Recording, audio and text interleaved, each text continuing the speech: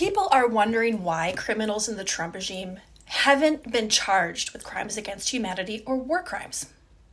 Well, I wanted to know too. So I did some research on the International Criminal Court situated in The Hague, Netherlands. You guys know about it, right? Now keep in mind that this international tribunal is known as the last resort court. They intervene when national authorities are unable or unwilling to prosecute. And the ICC currently has 124 countries known as states parties to the tribunal. All parties have agreed to the ICC's founding treaty, which is called the Rome Statute. This statute defines the court's jurisdiction over 4 core international crimes, which are genocide, crimes against humanity, war crimes, and the crime of aggression. So I need to take you back for a moment. The Rome Statute opened for signature at the United Nations headquarters in New York in December of 2000. And at that time, the Clinton administration signed it, but they did not follow through with submitting the signature for Senate ratification because they said they were concerned about the extent of the power of the ICC to prosecute American military members. But then, in 2002, President Bush withdrew the United States' signature at the behest of Dick Cheney, right before troops deployed to Iraq. I wonder why he did that. And to this day, the United States has never been a state party to the ICC. Presidents Obama and Biden didn't follow through on this either. But can you guess who else isn't a state party to the ICC? Among 14 countries, Israel, China, India, and Russia are the most notable non-signatory countries next to the United States. Interesting, right? But the plot thickens. As soon as Trump took office in 2025, he signed an executive order designed by the Heritage Foundation that imposed devastating sanctions on the ICC. Now, why was this important to the regime?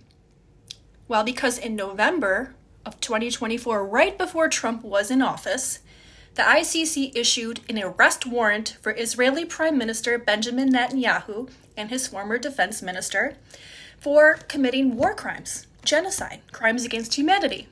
And I'm sure the Russian assets within Trump's cabinet had something to do with it as well, considering that Putin is also wanted by the ICC. So since then, Trump's sanctions have severely impacted the tribunal's work. Because in May of 2025, AP News reported that staffers and allies in the ICC are having a difficult time conducting basic tasks, let alone seeking justice for victims of war crimes and genocide.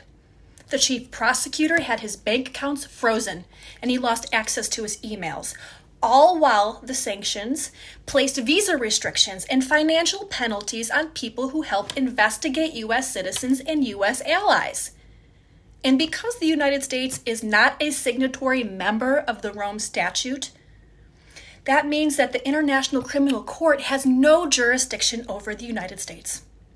However, keep in mind that Israel and Russia aren't signatory members either, yet both Netanyahu and Putin have been issued arrest warrants by the ICC. Now you're probably wondering how that works. Well, Netanyahu and Putin could be arrested if they are visiting any of the 124 countries that are signatory to the Rome Statute. Because in principle, signatory countries are obliged to carry out the arrests on their soil.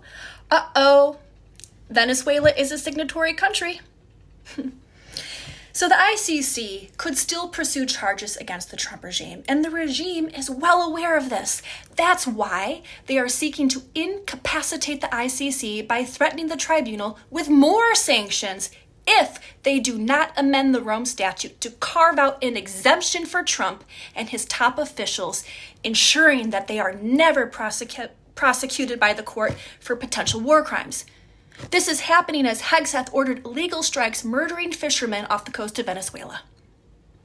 So, in an article put out yesterday from Truth Out, a Trump administration official said that there is an open chatter going on within the international legal community about the possibility of prosecuting Trump and other officials in relation to international human rights violations.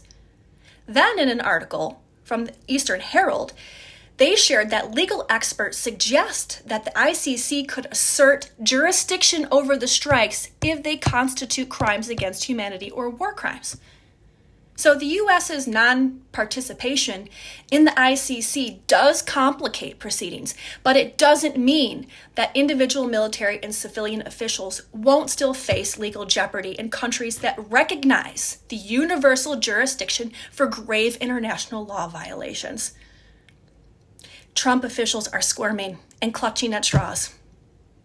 And for now, the responsibility to pursue charges against the Trump regime lies within our national courts.